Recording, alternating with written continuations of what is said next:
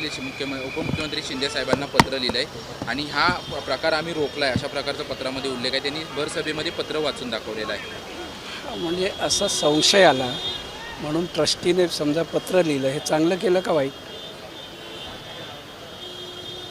काय त्याचं उत्तर काय तुमच्याकडे? बरोबर. हे काम चांगलं केलं का वाईट?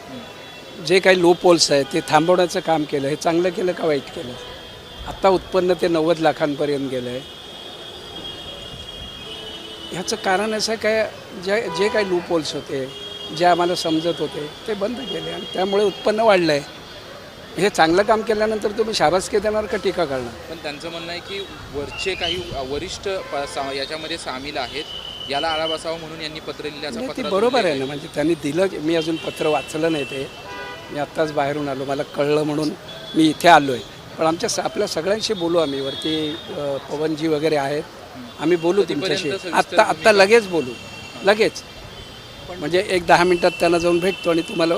पण तुम्हाला असं वाटतं का ही टीका नसून खऱ्या अर्थानं तुमचं कौतुक करायला हवं होतं? कारण एकंदर या लेटर बघा, त्याच्यामध्ये अर्धसत्य आहे, म्हणजे जे काही पत्र आहे त्याच्यामध्ये. आणि ते असं आहे की आम्ही कशाची चौकशी करा म्हणून सांगतो आहे, किंवा ज्या ट्रस्टीने पत्र दिलं आहे की आम्ही विविध उपाययोजना केल्यामुळे उत्पन्न वाढलं.